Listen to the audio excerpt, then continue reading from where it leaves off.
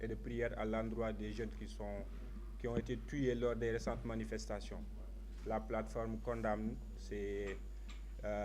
répression et exige aussi la libération des détenus,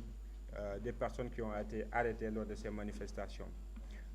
Cette conférence de presse, comme vous le savez, il y a quelques jours, vous étiez conviés ici pour lancer officiellement cette plateforme. Et quand il était question de parler de nos plans d'action, nous avions promis de vous convier une nouvelle fois pour vous parler de ces plans d'action. Mais avant cela aussi, permettez-nous de vous rappeler que la plateforme, de jour en jour, s'agrandit. Et comme vous le savez, c'est une panoplie d'acteurs qui sont dans divers secteurs et qui sont très très représentatifs par rapport à leur secteur d'activité. Tout à l'heure, le doyen a parlé des centrales syndicales. Il y a des organisations, des mouvements citoyens et chaque entité, quand même, très expérimentée par rapport à la lutte citoyenne, par rapport à des questions qui interpellent, d'ordre national qui les interpellent, se mobilisent et sont très expérimentés par rapport à ça. Donc c'est pour ça que tout à l'heure on vous a parlé de la plan d'action que les centrales syndicales vont dérouler dans les jours à venir. Mais avant cela, il y a la manifestation de demain qui est prévue, la marche silencieuse. L'itinéraire, c'est le point de départ, c'est le rond-point Jet d'eau et le point d'arrivée, c'est FASTEF, ex-École normale supérieure. Donc cette conférence de presse, c'est pour encore une fois vous informer qu'une lettre d'information a été introduite auprès des autorités, l'autorité en tout cas compétente, c'est-à-dire le préfet. Les personnes signataires de cette lettre ont été appelées pour les commodités, c'est-à-dire les enquêtes et tout. Donc nous n'avons jusque-là pas reçu d'informations concernant si la marche elle est autorisée ou non. Donc nous sommes là, nous lançons tout simplement un mot d'ordre de mobilisation. Nous appelons tous les Sénégalais à se mobiliser, nous appelons tous les Sénégalais à venir pacifiquement, de manière pacifique, participer à cette marche silencieuse pour dire non au report des élections, pour dire non au prolongement du mandat du président Macky Sall et pour dire oui au respect du calendrier électoral. Donc voilà l'objet de cette marche de demain. Donc nous réitérons encore une nouvelle fois l'appel qui est adressé à tous les citoyens sénégalais, qui est adressé à toutes les forces vives de la nation. Donc dama koy defaat ci wolof ñu ngi leen di nuyu yéen ñëpp def nañu léegi une minute de silence boo xam ne dañ ko jagleel démb ñi ñu faat wala ñi nga xam ne dañu ñàkk seen bakkan ci manifestation yi amoon ci fan yi ñu génn plateforme bi di ko ñaawlu di ñaan aussi ñëpp ñi nga xamante ne bi seen loxo def ci laale justice bi ñu ne ubbi na ay enquête mu dem ba jusqu'au bout ba mu leeral ko et ñi ci gaañu aussi ñu ngi leen di mastawu et aussi di dénoncer ces exactions yooyu nga xam ne force de l'ordre yi ñu ngi koy exercer ci ay manifestants conférence de presse bi nag ñoo ko woote waat ndax bi ñuy lancé ay fan yi ci ginnaaw plateforme bi aar suñu élection nee nañu leen woon ci plan d'action bi ñu jëm dañu leen woowaat ngir gën leen ci amal ay leeral te jour boobu waxoon nañ leen ne dinañu def ab marche pacifique marche silencieuse suba et que doxe woon nañu demande lettre d'information adressé nañ ko autorités yi comme régime bi da ngeen ko xamee ci Sénégal régime déclaratif la donc da ngay informer autorité bi ñun informé nañu ko ba fii ñuy wax ak yéen jotaguñu benn notification bu jógee ci autorité bi wax ñu nañu seen manifestation bi lankal nañ ko wala dinañu ko encadrer donc ñun dañuy rester ci logique bu ne dañuy wëyal suñu marche silencieuse te it di ci woo sénégalais yëpp bàyyiwuñu kenn bàyyiwuñu benn boor ñu ci woo bépp sénégalais ñu mobiliser wu marche boobu nag li ko tax mooy bañ lank ñu prolonger mandat Macky Sall beneen point bi mooy élection yi date bi ñu ko jàppoon muy le 25 février ñu amal élection yi bés boobee loolu mooy marche bi lan moo ko tax a jóg et encore di fàttali tamit ne plateforme diggante bi ñu ko lancé ak léegi jot nañu ay membres yu bare yoo xam ne ñëw nañu ngir wane seen adhésion ci biir plateforme bi bu ngeen déggoo sànq doyen Guèye ni mu expliquer activité wala ba profil yi fi toog ci biir table yi ngeen war a xam ne kon ñi bokk ci plateforme moom bari nañu lool centrale syndicale yi mouvement citoyen yi ñëpp bépp secteur mu ngi fii te kenn ku ci nekk ci secteur bi nga nekk ci ay revendication xam nañ la ci nooy koy mun a defee ci ay xeexal loo xamante ne bii lu jëm a réew mi kanam la am na taxawaay bu am solo loolu ba tax na ci biir plateforme bi doole yooyu yëpp la ñu boole bu ñu boolee doole yooyu yëpp mu ñuy gën a rendre fort et que jàpp nañu ne fi ñu jëm ci xeex bi parce que xeex la il faut l'appeler comme ça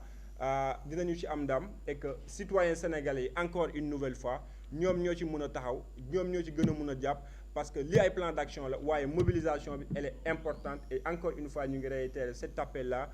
que citoyens sénégalais yëpp fépp fu ñu munti nekk ñu mobiliser wu suba ci marché bi pour fàttali ne itinéraire bu marché bi rond-point G2 la ñuy tàmbalee war a terminer école normale supérieure ñu koy wax léegi FASTEF jërë ngeen jëf. fàttali ne marche bi marche pacifique la marche silencieuse amul ay mots d'ordre du ñu wax dañu noppi wane noonu la ñu wonee suñu mer bu subaax jàmm heure bi 15 heures la diggante 15 heures ak 18 heures ma jox kàddu gi suñu collègue Ndongo mu ñëw wax ñu naka la ñuy tëralee seen plan d'action mooy plan d'action syndicat yi.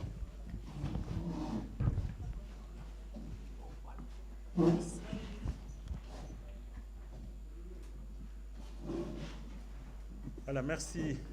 professeur Babacar maa ngi nuyu ñëpp ñi fi. Omar Cissé may nekk le directeur exécutif de l'ACIS association bi ëmb commerçant yi ak industriels ci Sénégal ñu ñëwoon fii tey ci plateforme aar suñu élection gannaaw bi ñu déggee xibaar boobu nga xam ne jóge na ci njiitu réew mi muy salfaañe suñuy àq ak suñu yelleef waaye loolu nag jur ay jafe-jafe yoo xam ne fi mu tàmbalee xam nañ ko waaye fi mu yem xamuñu ko rawatina ñun ñu nekk ci wàllu koom jënd ak jaay muy mbir yu méttee métti yoo xam ne depuis 2021 la dooroon ba suñ jon yàllay tey chaque jour muy gën a métti bokk na ci li koy firndeel mooy gis ngeen ne place yi ñuy lakk bagage yi ñuy yàq di ko sàcc waaye àgg sax ba ci rey xam ngeen ne daaw 2023 ki ñu tuddee Omar Thiam ci HLM di commerçant tëj na boutique am di ñibbi recevoir benn bal ci la yem foofu la dee bërki Dembo Ndiaye ku ñuy wax Mourou Gueye commerçant dëkk Pikine nekkoon Colobane di daan dooleem moom it noonu la jotee bal gannaaw bu muy daw pour ñibbi fa la yem ñi ñu jàpp ci commissariat yeeg brigade de gendarmerie yi bari na président léegi la nekkoon fii mu nga dem di lijjanti ju loolu muy ay jafe-jafe yoo xam ne jàpp naa ne bu dee téeméer la 80% yi ñun ñoo koy subir ñun commerçant yi loolu nag la ñu wax ni jot na sëkk loolu jeex ci dëkk bi jël ay décisions yu arbitraires yoo xam ne day tax ñun suñu liggéey suñu alal suñu bakkan suñu sécurité nekk ci danger loolu la ñu wax ne dafa war a jeex te li ci doy waar mooy xam ngeen ne Touba yàqu bu bari am na fa ab station boo xam ne sénégalais ko moom li doy waar mooy jàkkaarloo na ak benn grande surface boo xam ne dañ ko sécuriser ci sécurisation boo xam ne jégg na dayoo ñu bàyyi kii moom nga xam ne mooy doomu réew mi li mu am yëpp fii la koy bàyyi ñu bàyyi ko moom ñu yàq ay bagages boo ñëwee Dakar looloo fi am jàpp naa ne fu ñuy sécuriser la ci war a njëkk mooy marché ndax fa la nit ñi ëppee fa la alal ji ëppee la sécurisation des personnes et des biens yaakaar naa incombe à l'État waaye gis nañ ne ñooñu ñoo gën a ñàkk sécurité loolu nag la ñu wax ne dafa war a jeex ñun ñu ngi noonu ngéej 25 février jot ba ñu élection ñu nooyi ndax 2021 ba léegi nooyi ñu ngi bëgg a dee moo tax nag ginnaaw bi ñu waxtaanee suñu bureau ñu ñëw fekk ci aar suñu élection ngir ne lii xeex la boo xam ne kenn xeexalu ko kenn ku nekk sa bopp nga koy xeexal muy loo xam ne ñu ngi ci woo képp koo xam ne rek sénégalais nga góor jigéen ak foo mën a bokk waaye rawatina nag ñi nga xam ne ñoo nekk ci secteur yi nga xam ne moom la ñuy yëngu muy jaay di commerçant wala les industriel moo tax tey ci suba def nañ lu ko jiitu sax ba keroog mu defee déclaration bi def nañ benn communiqué de presse tey ci suba def nañ beneen point de presse pour wane ne ACIS mi ngi ñaawlu lii doomam yi ñu rey nañ leen topp ba xam ñan la ñu daan leen ñi jàpp ci prison yi ak ci commissariat yi nañ leen bàyyi ñu dem liggéey waaye ñu fexe ba lu mel nii dootul am ñu respecter nag le calendrier républicain lii mooy li nga xam ne moom la ACIS wax fekk si ci ñi nga xam ne ñooy aar suñu élection ak centrale syndicale yi ñu fi fekk yépp dégg ngeen ki ma jiitu ni mu ko limee ngir ne ñu amal plan d'action lim nañ ko ñun nag fi ñuy waxee mooy suñ partition mi ngi doon altine bii di dellu di ñëw incha allah ak talaata dañoo fas yéene lépp loo xam ne activité la ci Sénégal ñu dakkal ko bépp commerçant ba ci boutique yi koñ le président de l'association des commerçants boutiquiers mi ngi sama ginnaaw ñu fexe ba benn activité économique en tout cas du am loolu ñu ngi ci woo képp koo xam ne rek commerçant nga di ci woo képp koo xam ne opérateur économique nga ngir ñu mën a régler lii mu nekk question boo xam ne dootuñu ko gis lu ñu dajateeg moom dootul am Sénégal te c'est maintenant ou jamais kon ñu ngi leen di sant di leen gërëm di wax ni pare nañ incha allah lu mu laaj ci mobilisation ñu def ko en tout cas ñun ñi nga xam ne ñoo féetee ci wàllu commerce ak industrie ba ñu respecter le calendrier républicain amal élection yi ci jàmm ak salaam nit ñi mën a dellu ci seen yitte wasalaam. Ndongo Sarr man maay secrétaire général du syndicat bi ñuy tuddee CUSEMS mu dajale jàngalekat yi nekk ci daara yu diggu doomu waaye dama bëgg a préciser ni su may jël kàddu fii dama koy jël ci turu ay syndicat jàngalekat yu bare yoo xam ni dinaa ci citer SAEPS te suñu naatangoo Alaaji Malick Youm dirigé ko CUSEMS A di syndicat boo xam ni ku ñuy wax Damboj ñëpp xam ko moom moo ko dirigé SEPT mooy enseignement technique et formation professionnelle suñu camarade Amar Kane jiite ko SEPI di syndicat boo xam ne bii suñu camarade Tamba toog fii ci ginnaaw moom moo ko jiite US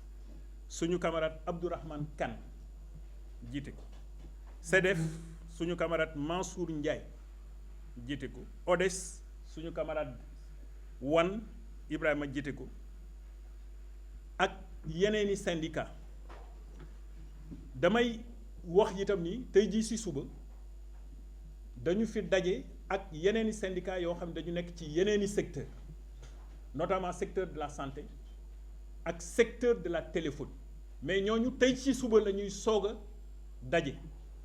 de sorte que comme ay syndicats la yoo xam ne dañu am base dañu leen may latitude